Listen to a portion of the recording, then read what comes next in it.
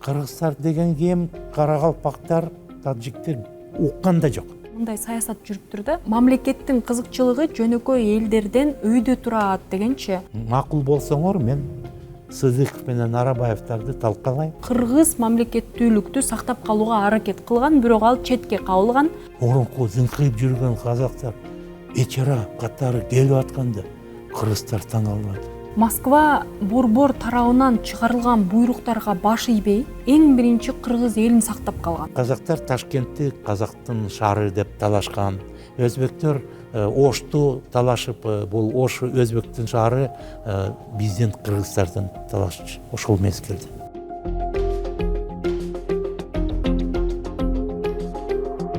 Эки миң жыйырма төртүнчү жылдын 25 июлунда Кыргыз Республикасынын президенти Садыр Жапаров өзүнүн жарлыгында биздин негиздөөчү аталарыбызга даңк берип, аларды Кыргыз Республикасынын ата негиздөөчүлөрү кыргыз мамлекеттүүлүгүнүн түптөлүшүнө чоң салымы бардыгын айтып кеткен. Алардын ичинде Абдыкерим Сыдыков, Иманалы Айдарбеков, Жусуп Абдрахманов, Абдыкадыр Орозбеков, Ишеналы Арабаев. Бүгүнкү күндө, бүгүнкү эфирде биз ошо заманбап кыргыз мамлекеттүүлүгү жөнүндө сүйлөшөбүз. Биздин эфирде мен алып баруучу Таттыбүбө Эргешбаева жана тарыхый илиминин доктору, Жогорку кеңештин экс төрагасы Курманов Зайниддин Карпекович. Саламатсызбы, Зайниддин Карпекович? Чоң рахмат келгениңизге. Мына биз бүгүнкү күндө ушул президенттин жарлыгы боюнча сөз жүргүзсөк, сиз кандай карайсыз бул жарлыкка жана сиздин буга болгон мамилеңиз? Туп-тура тарыхый саясий кадам жасады президент. Анткени многу маселе 100 жылдан бери талкууланып жатат биздин Кыргызстанда. Кимиси ким, кайсы саясатчы кандай салым кошкон биздин мамлекет түзүлгөнүнө жооп берип атат да ошол указ, жарлык. Андай кадамга мурунку президенттер барган жок. Эми мурункудай Сыдыков, Арабаевтар, душмандар, элдик душмандар деп эч ким айта албайт. Алардын жасаган иштери, ойлору бааланады. Мамлекетибиз жогору баалады. Кеп мындай болуп атат. Ата бабаларыбыз мамлекетти түзгөнгө кандай аракет жасады, кандай салым кошту. Мурунку идеология советтик пропаганда айтчу. Баардык процесстердин башында Ленин турган деп. Анга биз талашпайбыз. Мындай суроода мына көп бизде кээ бир активисттер бар. Буга чейин дагы мен көп медиа пространстволордо да угуп калдым да. Эмнеге силер ошол учурдагы Кыргыз СССР мамлекеттүүлүгү түзүлгөнүн түбүндө өзүбүздүн негиздөөчү аталарыбызды айтасыңар? Мисалы Сыдыков, Орозбековдардычы, Арабаевди эмне үчүн силер ошо Сталин же болбосо Ленинди айтпайсыңар? Алардын ролу чоң болчу, ошол убакытта силер СССРдин курамында болчуңар го деген маселеге биз мындай ошонго кандай туура жооп айтсак болот? Ленин менен Сталиндин планын эске алсак, азыркы Орто Азиянын картасында, саясий картасында Кыргыз республикасы жок болмок. 3 республика түзүлмөк. Өзбекстан, Казакстан жана Түркменистан. Каракалпакстан, Таджикистан, Кыргызстан жок эле.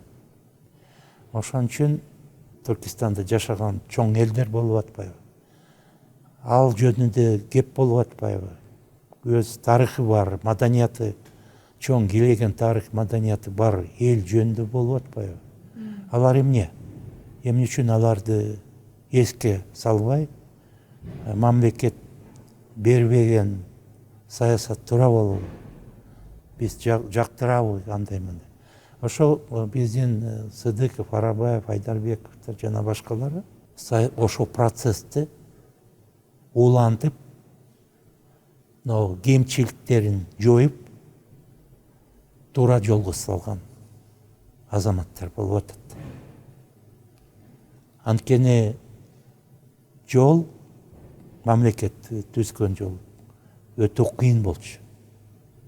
Бул жерде чоң билим, интеллект, патриотизм керек болчу да.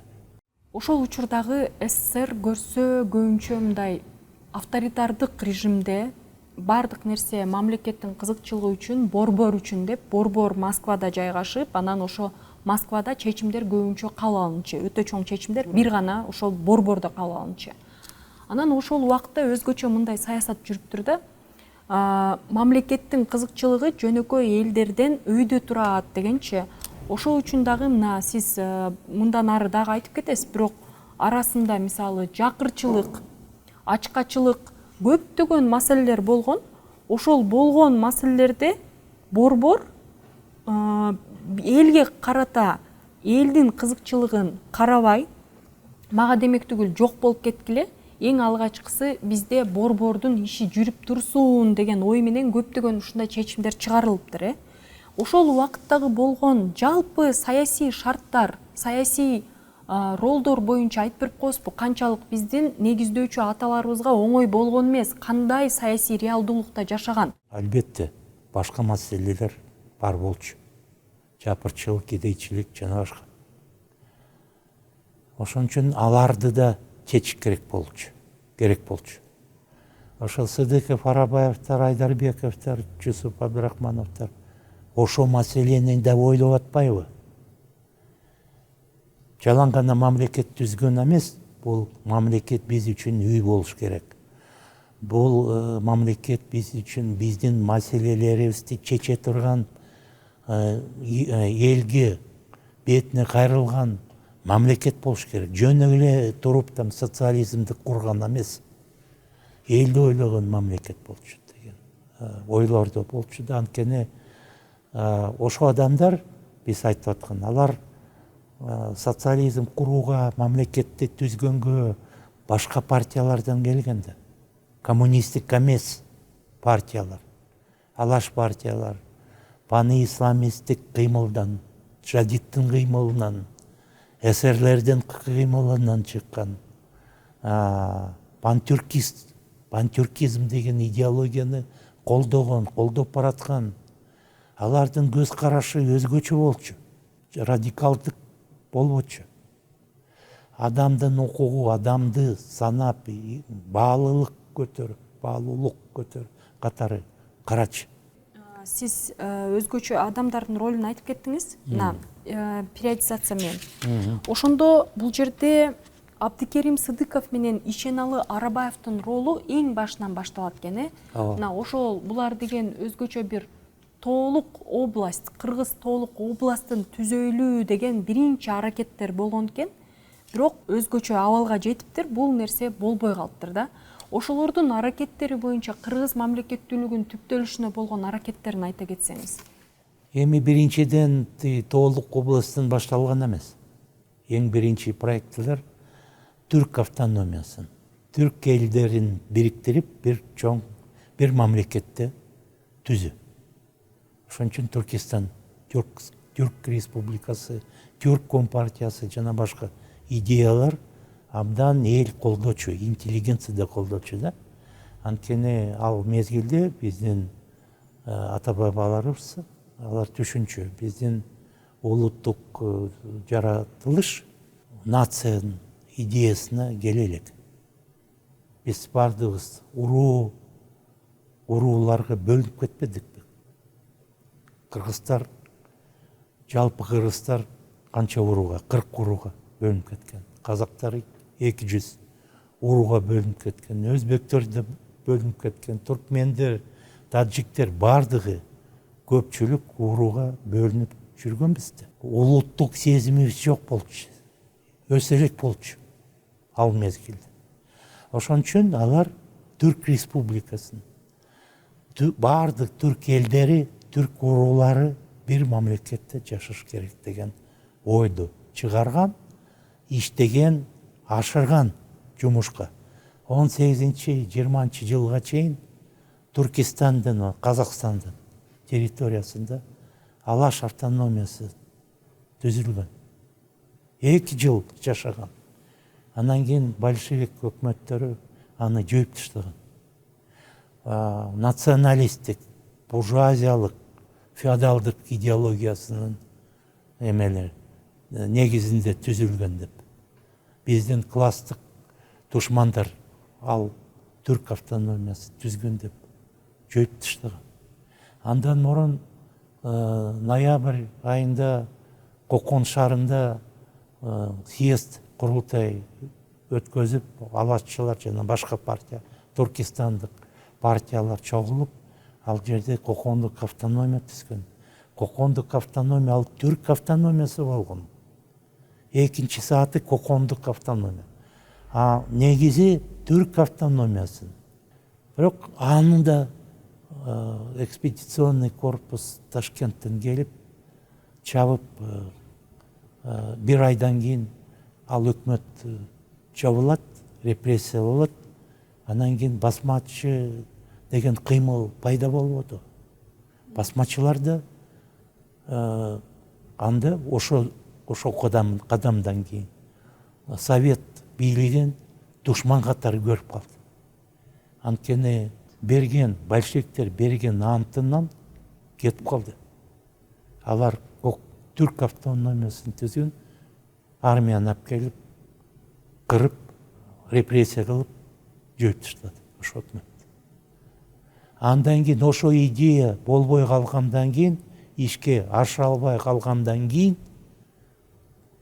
кыргыз интеллигенциясы Кыргыз Тоолук областты түзгөнгө аракет жасап атпайбы? Ал мезгилде мындай болгон, Казакстанды да түзүп койгон. Анткени мынагу жасаган кадамдар большевиктерге бир койго түрттү да, мынагу берген анттан кетпеш керек, бирденке жасаш керек.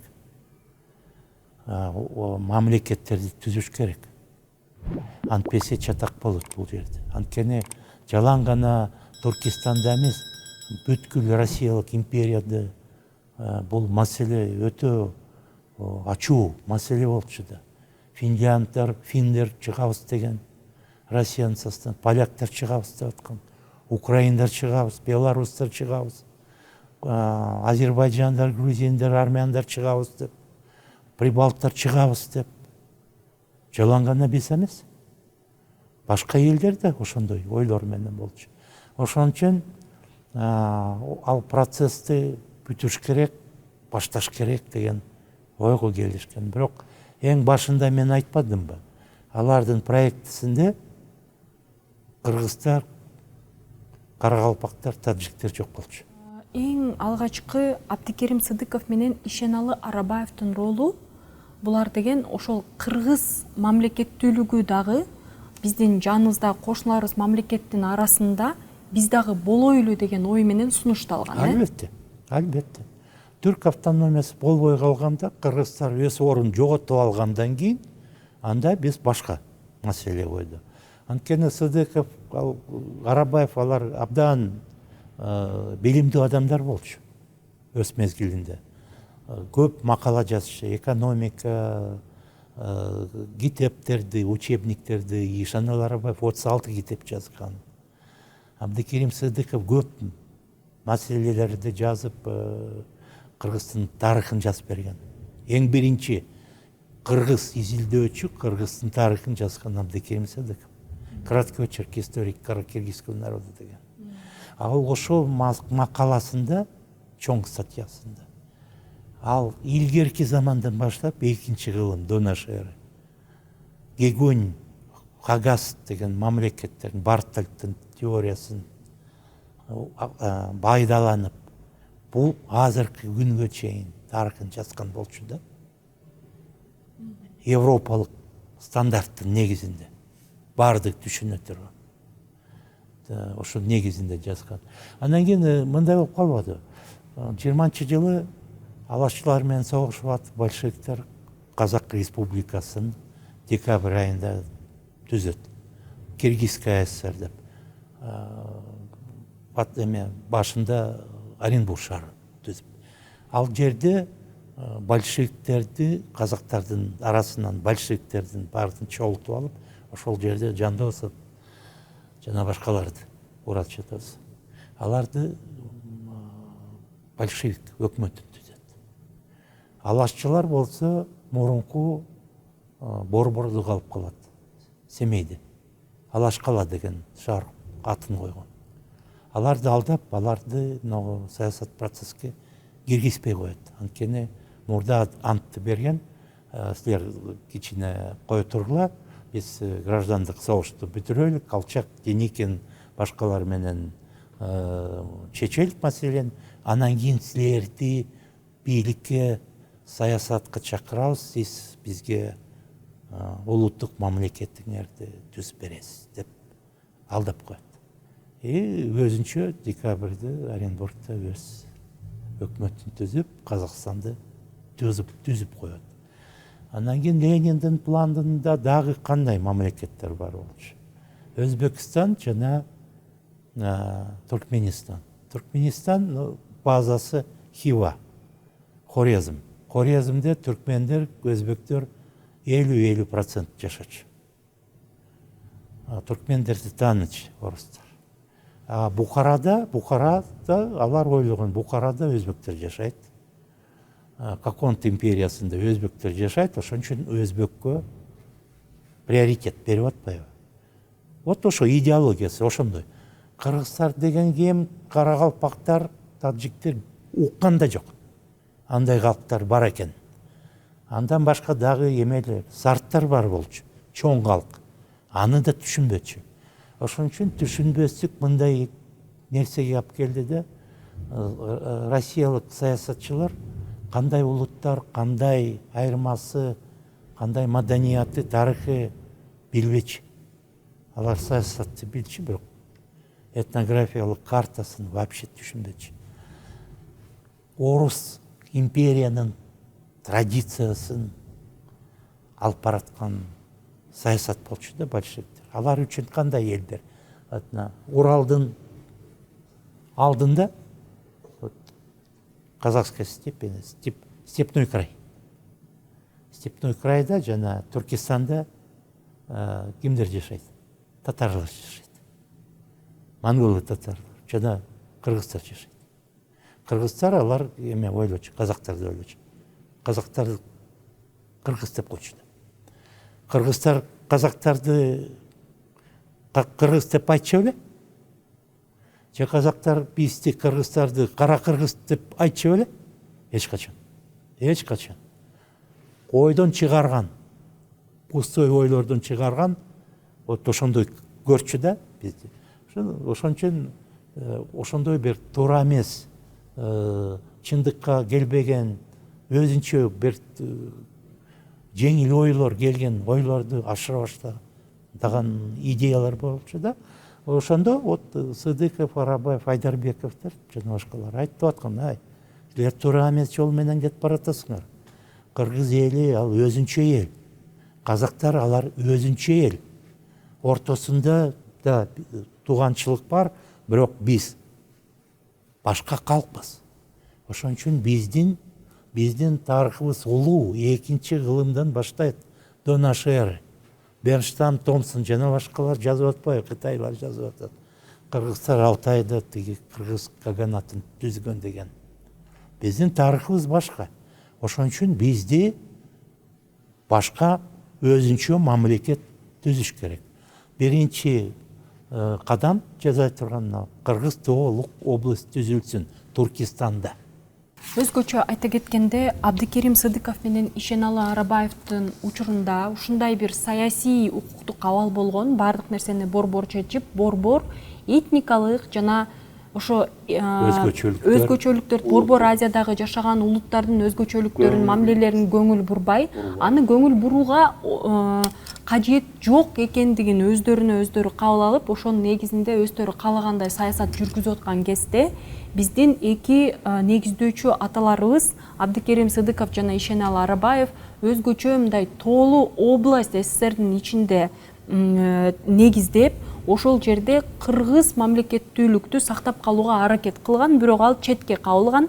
Айта кетиш керек, бардык 5 аталган негиздөөчү аталарыбыз СССР бийлиги тарабынан кылмышкер катары саясий өзгөчө мындай саясий кылмышкер катары чечим кабыл алынып 38-жылдары баары ошол атылган жана расстрелян деп коет. Ошон үчүн булар дагы саясий репрессияга кабыл алынышып, ошонун жыйынтыгында көптөгөн кыйынчылыктарды көргөн негиздөөчү аталарыбыз жөнүндө азыр сөз кетирип атабыз. Бул биринчи ушу Абдыкерим Сыдыков менен Ишеналы Арабаевдин ролу анык болду. Андан кийин биз айта кеттиңиз, сиз бул деген Иманалы Айдарбеков алардын жолун уланткан ушу Иманалы Айдарбеков болду. Ошол ата негиздөөчүбүздүн ролу кандай? Ошол жөнүндө айта кетсеңиз. Айдарбеков чоң кызматтарды ээлеген СР партиясынын мүчөсү болчу, Алаш партиясынын, эки партиянын мүчөсү болчу. Бир заманда, бир убакытта. Ошол мезгилде мыйзамдар ошондой мүмкүнчүлүк бергенде. Ошол Айдарбеков орус кыймылын, революциялык кыймылын жана түрк саясат кыймылын бириктирүүгө аракеттенген. Ошон үчүн ал Бишкекский совдепти башкарган. Компетенциясы күчтүү болчу. Тажрыйбасы баардык саясаттарга караганда чоңураак болчу. Царский орустун колониалдык администрациясында иштеген, убактылуу өкмөттүн администрациясында иштеген, большевиктин администрация түзгөндө ал жерде да иштеген. Ошон үчүн тиги идея Кыргызстан областы түзбөгүлө бул буржуазиялык проекти, бул душмандын проектилер деп большевиктер бир чечимге келебиз деп ал процессти токтотуп коет. Бирок Сыдыков менен Арабаевди партиядан чыгарат. Ошо инициатива үчүн Ташкентке алып кетет, ссылкага алып барат. Кыргызстанда болбосун. Ошондо кетип калганда бул жерде Айдарбеков калат. Ошол идеяны ал Семиреченский Жети суулук областынын төрагасы болчу. Чоң кызмат. Мурун Сыдыков ээлеген. Ошол кызматты ээлеп, ошол процесстерди баштап атпайбы? Колунда бийлик жок болсо эчтеке жаза албайт эле. Ошону түшүнүш керек. Макулдулук Семиреченский областтын партиялык органдар, совет органдар, Туркестандык өкмөттүн макулдугун, партиялык организациясынын макулдугун алып туруп, ошону идеяны ишке ашып баштап атпайбы? Анан кийин Кудайкуловдор каршы чыккан. Алар Москвага жазып атпайбы? Тоголок кат. Байманаптар чогулду, байманаптарды мамлекеттин түзүп атат дегенден кийин Сталин коңкосунан кетпеди кайтадан. Кайтадан мына байманаптар баштарын көтөрүп атат, токтоткула кайсы проект деп токтотуп коет процесс. Жылбай калды да. Бирок ошо токтогон процессти иш улантып барат, улантып жаткан аны ошол иште. Башкача. Иманалы Айдарбеков андан кийин тиги 14 октябрда большевиктер мына проектти жазаш керек, тиги Өзбекстан менен Туркменистанды түзүш керек, аягына чейин чыгыш керек деп атканда, анан кийин ал жерде улуттук комиссия түзүп, ал жерге Айдарбеков, Абдрахмановду киргизип, Сыдыков, Арабаев кирбей калды. Улучул деп. Бирок ошо комиссияга Кудайкулов менен Бабахановду киргизет. Алар ошо проекттин душмандары. Ошон үчүн биз автономиялык область болуп калганбыз. Анткени Айдарбеков менен Сыдыков, Арабаевдер, Жусуп Абдрахмановдор Кыргыз автономиялык республика түзөбүз деп аткан. Статусун төмөндөтүп таштады да. Бирок төмөндөтүп таштаса да макулдугун берип, эми боло берсин. Процессти башташ керек. Анан кийин автономиялык область болобуз деп 2 жылдан кийин автономиялык областтын статусун албадыкпы? Ошол учурда дагы жакшы сөз бар, кыргыздарда душманды алыстан издебе деген. Ошол учурда дагы өзүбүздүн арабыздан эле чыккан Пактакөр бүгүнкү күндөгү бар болгон эле өкүлдөр ошол учурда дагы кыргыздардын арасынан болуп, бут тоскондор ошол учурда эле болгон экен да көрсөчү. Албетте, ушундай болгон. Бул жерде мындай маселе төрөлгөндө Рахманкул Кудайкулов ошол күчтөрдү башкарып жүргөн. Алар пактакорлор болчу. Теги большевиктер эмнени жазаса, айтса аткаруу. Казакстандын саясатчылары келип айтып атпайбы бизге кошулгу. Биз силерге Казакстандын негизинде область түзүп беребиз дегенде Кудайкулов макул болот. Бирок ал ультиматум коет. Мен кыргыздарды көндүрөм, өз элимди көндүрөм, бирок ошо Кыргыз областында мен төрага болом. Макул болсоңор, мен Сыдыков менен Арабаевдарды талкалайм, алардын жумушун четке чыгарам, бирок силер мени төрага кылып жазасыңар деген ой бар болчу. Тарыхтын источниктерди окуш керек. Вот ошонун негизинде болуп атпайбы. Ошон үчүн карама каршы саясат күрөш болуп, анан кийин Сыдыков менен Арабаев, Айдарбековдордун ою жеңип атпайбы. Кыргыз областы түзүлдү, бирок теги большевиктердин патронажынын алдында. Республика статусун ала албай калды. Ала албай калдык. Бирок областты түздү. Ал область Казакстанга эмес, Россиялык Федерациясынын составында кирсин деп. Идеясын түздөн түз Москвага баш ийгилик. Анткени Казакстан менен Өзбекстанды түзгөндө алардын ортосунда салгылашуу башталган, граница, чек арада. Бул Казактын жери, бул Өзбектин жери деп талаш башталган. Азырда талаш болуп атпайбы. Вот негизинде базасы ошондо түзүлгөндө казактар Ташкентти Казактын шаары деп талашкан. Өзбектер Ошту талашып, бул Ош Өзбектин шаары, биздин кыргыздардын талашчы ошол мезгилде. Ошон үчүн бул маселе өтө күч. Ошону билген да ошондой болот деп. Ошон үчүн Москванын алдында болуп элек. Москва алыс, ортосубузда Казакстан бар.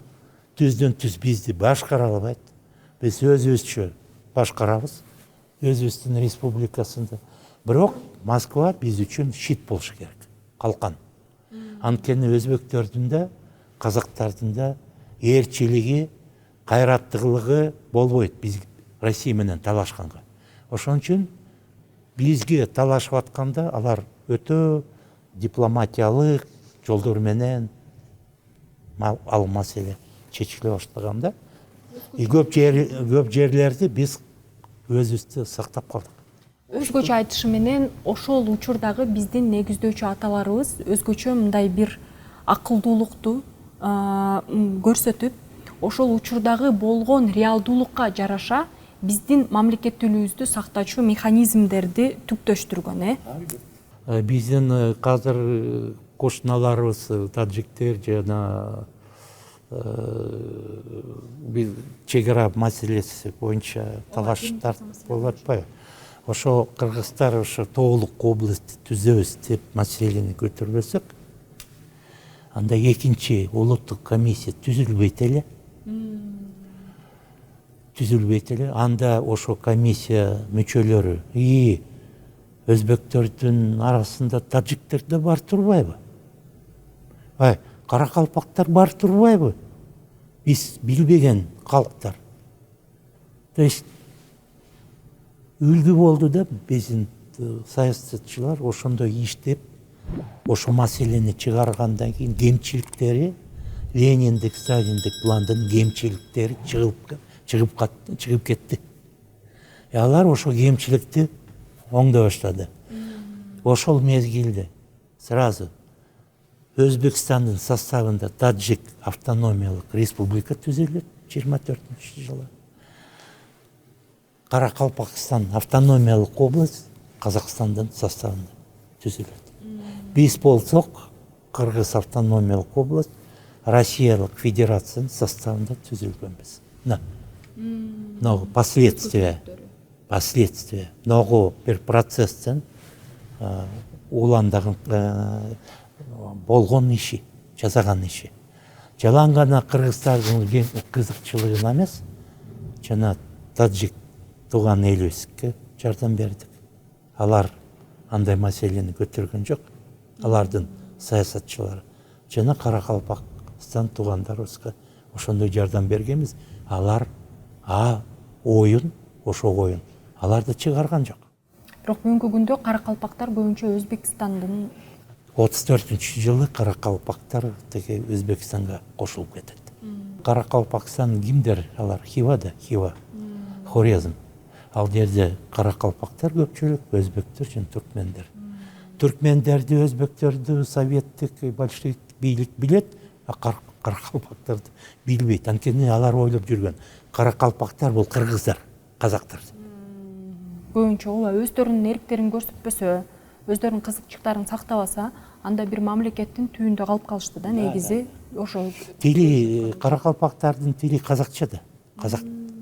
Каракалпактар казактарга эң жакын калк. Дагы Зайниддин Карпекович, анда Жусуп Абдрахмановго өтсөк, мына Жусуп Абдрахманов ата негиздөөчүбүздүн өзгөчө ролу мага эң эмне болгону ушу ачкачылык учурунда өзгөчө бийлик тарабынан, могул борбор бийлик Москва тарабынан берилген буйрук бар экен. Ошол нерсени угуп алып 30-жылдагы болгондор мен абдан жүрөгүм ооруду. Ошол маселелерге так мындай айтып кетсеңиз болобу, ошо тарыхта кандай болгонун? Жусуп Абдрахманов гениалдуу, таланттуу жигит болчу. Бирок ал өзүн тиги тааныштырганда ал айтчу, мен Сыдыковдун шакиртимин. Ошо шакиртимин деген үчүн ага да тиги репрессия мезгилинде ошо сөздөрүн ага айтылат. Сен душмандын, эл душманды, эң чоң эл душмандын шакирти турбайсыңбы? Сенин колуңан любой жаман жумуштар келет деп. 26 жашында Жусуп Абдрахманов өкмөт башчысы болот. 26 жашында. Бул убакка чейин эчким мындай жолдон өтө элек. Эмне үчүн? Гениалдуу бала болчу. Анын жылдызы барды көрчү. Гениалдуу бала экен. Аны эң биринчи тааныган, чыгарган анын жылдызын күйгүзгөн Абдыкерим Сыздыков болчу.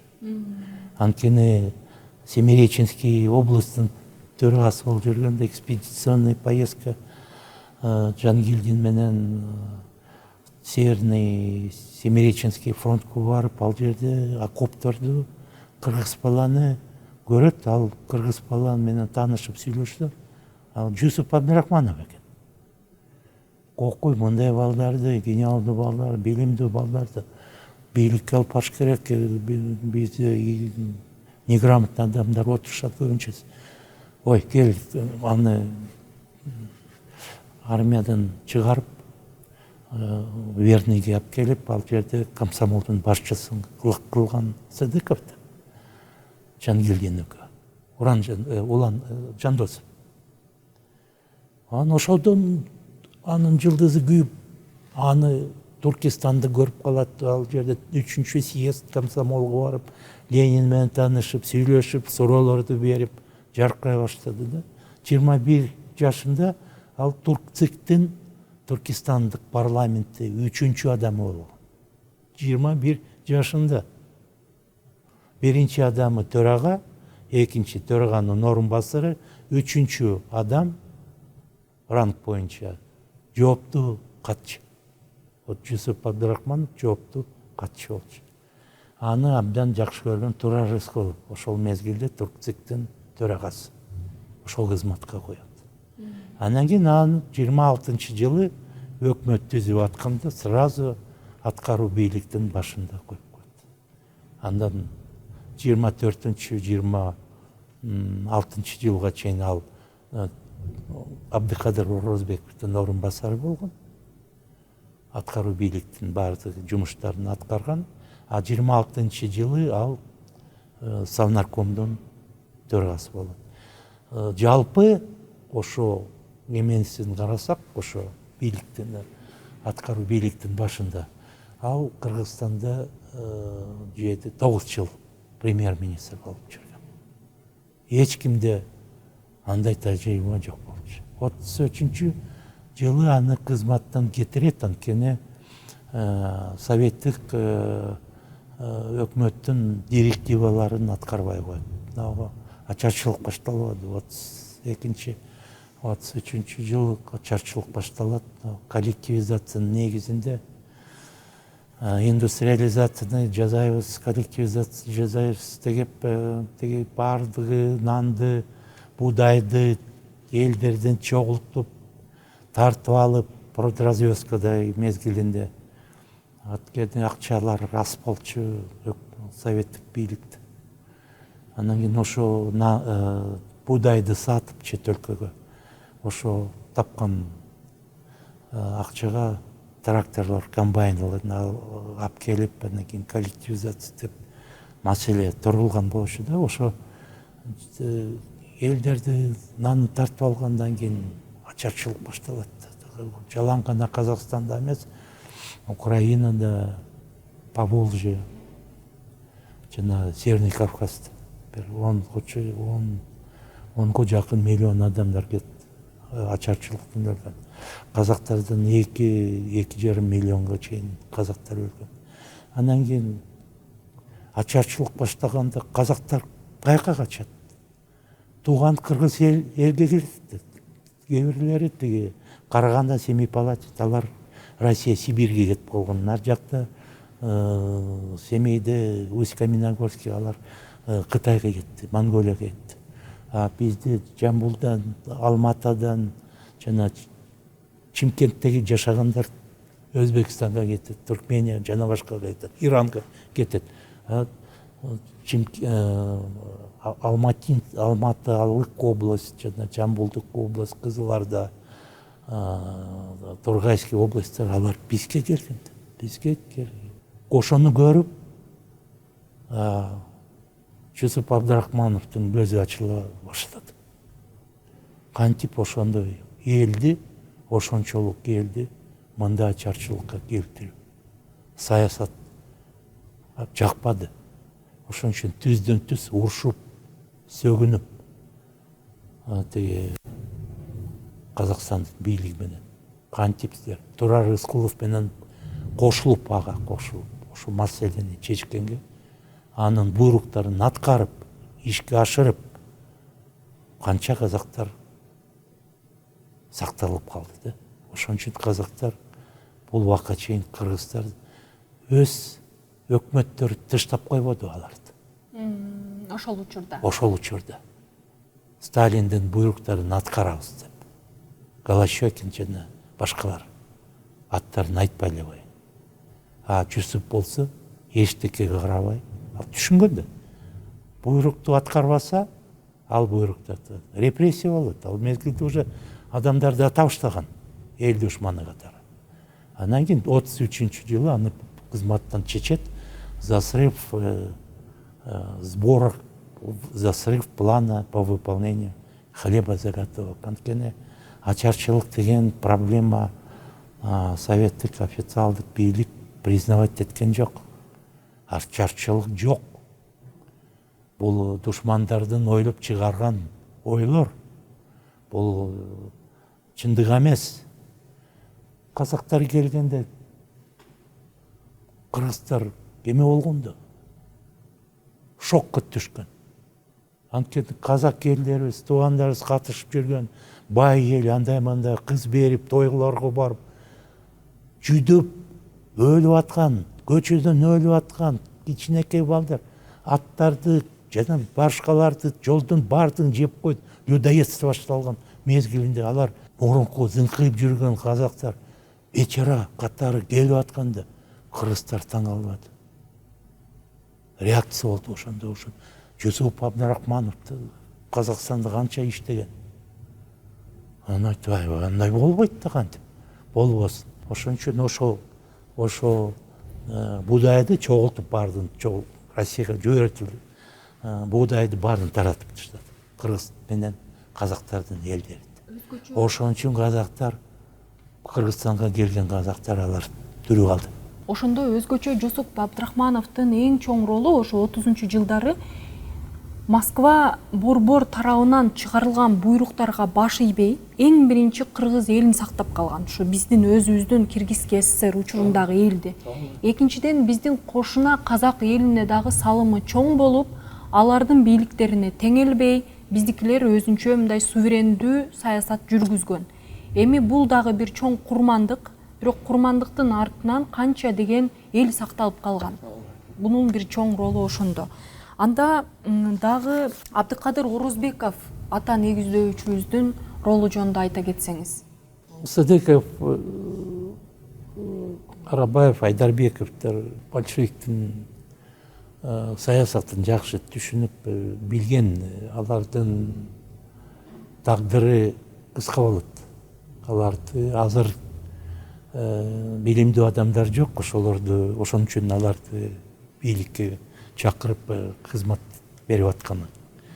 Жаңы муундар келет, алар окуп курстарды, фабзавкомдарды, фабрично-заводский факультеттерди бүтүрүп келет да.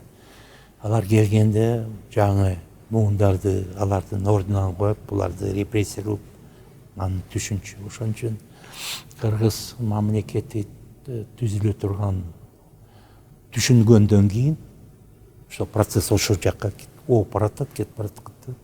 Абдыкерим Сыдыков түштүк жакка барып, Абдыкадыр Орозбековду табат. Анткени Ленин айтчу, советтик мамлекет бул рабочий кандай? Ишкер жана дыйкандын мамлекет. Ошон үчүн совет өкмөттүн башында дыйкандар же ишкерлер турушу керек. А Сыдыков манап. Ишеналар Арабаев, ал вообще мусульманский просветитель. Айдарбеков да манап, бирок ал кичине мамлекеттик системада илгерки замандан иштеген, анан кийин радикалдуу эмес, позитивдүү түшүнгөн саясат түшүнгөн адам болчу. Азырынча жарайт эле. Анткени уюштуруу жумуштары өтө кыйын да, уюштуруучу катары. Орозбековду койсо, Орозбековдун тажрыйбасы жок, ал эчтекени билбейт. Уюштуруу жумуштарын аткара албайт эле. Ал жумушту же Сыдыков, же Айдарбеков. Бирок Сыдыков репрессиялык ссылкада жүрөт, Айдарбеков калды Бишкекте. Ошон үчүн верныйт. Ошон Айдарбековду төрага, Семиреченский областын төрагасын ордунан Кыргызстанга алып келип, төрага жасайт. Ревкомдун төрагасы. Ошол мезгилде ошону аткаруу, уюштуруу жумуштарын баардыгын жасап бүткөндөн кийин, жарты жылдан кийин съездди, курултайды өткөзөт Советтин съездинде. Алардын чечимин даярдайт и анын кызматынан чыгарат. Анткени ошо биринчи секретарь болуп бизде Каменский деген бир шовинист келген, радикал. Сыдыков менен Арабаев менен иштеше албай, аларды постоянно куугунтук жазап, аларды ссылкага жөнөтүп, көп Кудайкулов менен Бабаханов биз айткан адамдарды колдоо баштайт да. И ошолордун адамдары көпчүлүк болуп, ошо съездге келет. Анан шайлоо болуп атканда Айдарбеков Байманаптын баласы, Манаптын баласы, орус колониалдык администрацияда иштеди, алашчыл, эсер, элдин душманы, кетиш керек деп анын ордуна Оразбековду тапты. Оразбековду таппай койсо, Сыдыковдор даярдап алып келип койбосо, анткени Оразбековдун бир революционный биографиясы бар. Басмачылар менен ушташып, анын ишкер, кыргыздардын арасында ишкер жок болчу да, алдан сөз менен эле жазып койду ишкер деп, рабочий пекарин деп. Дыйкан жөн эле дыйкан болчу. Вот Өзбекстанда Юлдашевди коет, ал да дыйкан, өзбек. Туркменистанда Айтаковди коет, ал да дыйкан. Кыргызстанда да дыйканды койду. Дыйканды койду, аны Оразбеков анда төрага болуп калат. Оразбеков болбосо анда Кудайкулов болот эле. Бирок Кудайкуловдун эки жүздүгүн тиги Каменскийде көрүп, Москвада билип, авантюрист экенин. Ошон үчүн алар аны колдогон жок. Бирок анан кийин тиги республика түзүлгөндөн кийин ал 26-жылга чейин чаң тополоң жүргүзүп, Уртокмок деген организацияны түзүп, бардык жерде бийликти алмаштырып, переворот жасай турган адам болчу да. Переворотту даярдап койгондон кийин аны түрмөгө отургузуп, кезип кетет, кезип жиберет. Аны Бабахановду жана башкаларды. Ошентип биринчи переворотту жасай турган адам ошо Кудайкулов болчу. Ошо бийликтердин күчү жетпечи, настолько авантюрист болчу да. Эчтекени коркпогон авантюрист болчу. Бирок ал бийликти өз кызыкчылыгына айланткан адам болчу. Ошондо Оразбеков ошо авантюристтерге бийликти берген жок. Ошон үчүн 12 жыл бийликтин башында турган, эч кандай жаман кадамдар жасаган жок. Албетте тиги коркутуп таштаган, анын партийный выговор жасаган, бирок 25-жылы заявление 30-ки 30 биздин кызматкерлер тиги партиянын жалпы саясат критикалаган заявление жасаган. Ошол заявленияны биринчи болуп Абдыкадыр Оразбеков койгон. Өз колу, коркпой. Көбүнчөсү коркуп, титиреп, качып, 30 эле кызматкер, 31 кызматкер коркпой ошо заявлениянын кол коет. Эң биринчи Абдыкадыр Оразбеков. Анын ичинде дагы бир украинец бар, орус бар болчу, Николаев деген, Облзоров. Анан кийин аны чыгарып таштайт, анткени орус алардын арасында, националисттердин, байманаптардын арасында орус кантип пайда болот деп аны четке чыгарып коет, акырын жумушунан кетирип коет. Бирок калгандары кыргыздар, өзбектер, татарлар, аларды бардын ата энесин таанытат. Жумушунан алып андай-мындай. Айдарбековду калтырат бийликти, выговор берип, бирок аны түшүрөт, баштайт жумушунан. Түшүп калгандан кийин председатель ревкомдон түшүп калгандан кийин аны председатель главсуда жасайт. Азыркы жогорку соттун башында коюп, андан кийин 5-6 жылдан кийин катуу ору баштайт. Андан кийин оруп аткан мезгилде деп кызмат, кичинекей кызматтарды берип аткан, бирок 38-жылы аны атып таштайт. Ошондо бардык биздин ата негиздөөчүлөрүбүздү репрессияга калтышкан. Москва бийлик тарабынан бардык биздин ата негиздөөчүлөрүбүз душман катары саналып, ошондой чечимдер чыгарылып, ушунчалык саясатка дал келбеген иштерди жүргүзүү деп таанылган. Убакыт өтүп, мына эми жаңыруу болуп, биз өзүбүздүн тарыхыбызга кайра башынан карап, биз буларды бүгүнкү күндө эмне деп атабыз? Бул Кыргызстандын даңкын чыгарган, кыргыз мамлекеттүүлүгүн түптөгөн ата негиздөөчүлөрүбүз деп бүгүнкү күндө ушундай чечим берип атабыз. Эми ушул менен Зайниддин Карпекович, сиз айтканды жыйынтыктап кетсем, сиздин айтымыңыз боюнча Абдыкерим Сыдыков жана Ишеналы Арабаев булар деген ошо эң башында турган кыргыз мамлекеттик мындай кыргыз элинин жок дегенде толук областы катары СССР курамында саналып, кыргыз элин бир мындай топтоп алып калайлы деген аракетти дагы жокко чыгарып, Москва тарабынан, Москва бийлик тарабынан жокко чыгарылган. Ошол учурда ушулар менен эле бир топто жүргөн Айдарбеков башында туруп булардын иштерин улантып, кыргыз автономдук область катары СССРдин курамында тактап, тастыктап, ошону чыгарып алууга көптөгөн салымын кошкон. Бирок ал ошол бийликте көп отура албай, көп болсо жарым жылдын ичинде ушул ишти даярдап, андан кийин бул жумушка улантуучу катары Жусуп Абдрахманов келип, анын башына көптөгөн эң керектүү иш-чаралар түшүп, ошол убакытта Жусуп Абдрахманов ачкачылык жарыяланып, Москва бийлик тарабынан бизге элге карата, борбор Азия элдеринин карата будай бардык ундарды алып, ачкачылык заманы жарыялаган учурда бир гана кыргыз элине эмес, ошонго карата биздин мына кошуна бордош казак элине дагы сактап калууга, ачкачылык жарыялаган учурда ошол нерсени жокко тартууга көптөгөн өзүнүн салымын кошкон Жусуп Абдрахманов. Ошол менен аныкталынып, андан кийин Абдыкадыр Орозбеков келип, ал болсо деген ошо кыргыз мамлекеттүүлүгүнүн курчалганына, кыргыз автономиялык областтын жакшы иштеп кетишине 10 жылдан көбүрөөк стабилдүүлүктү орнотуучу боюнча душмандарга жол бербей,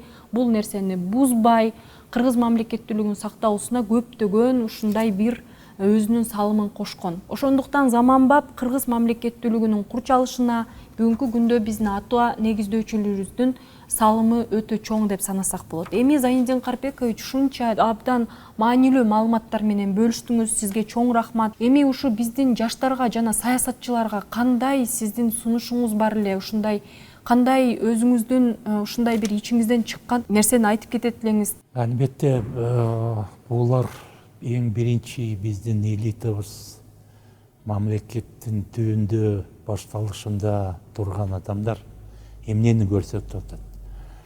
Билимдүү адамдар болчу.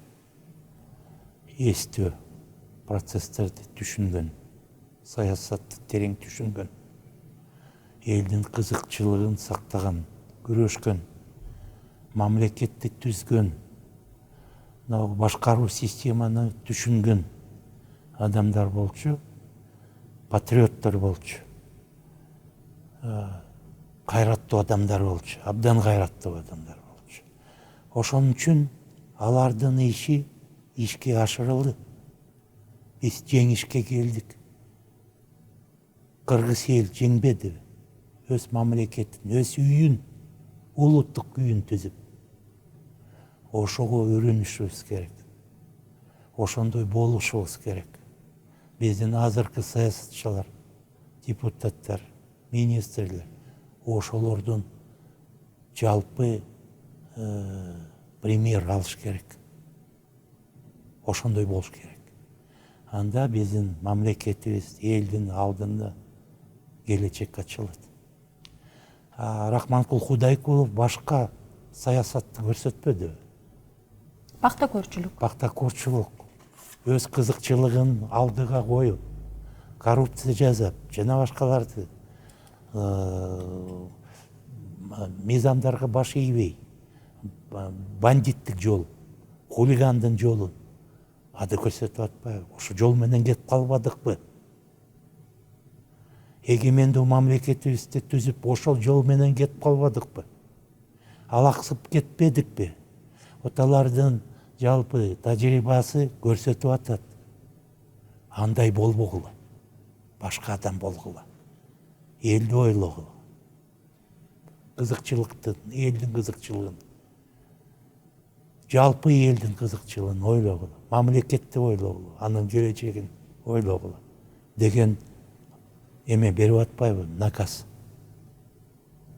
Ошон үчүн азыр биз эске келип, ошол жолго кетишибиз керек болуп атат. Вот ошолордун тажрыйбасы, алардын героизми биз үчүн сабак болуш керек. Чоң рахмат. Урматтуу көрүүчүлөр, негизи маңкуртчулук, кулчулук бул өтө пактакөрчүлүк, бул өтө адамдардын элди буза турган сыпаттар экен. Ошондуктан ошондон алыс болуп, кайраттуулук, акылдуулукту кыргыз мамлекеттүүлүгүнүн кызыкчылыгына иштеткен жаңы муун жарандары болойлу. Сиздер менен биз, мен юрист Таттыбүбө Эргешбаева жана тарыхый илиминин доктору Курманов Зайниддин Карпекович болдук. Дагы көрүшкөнгө чейин саламатта калыңыздар.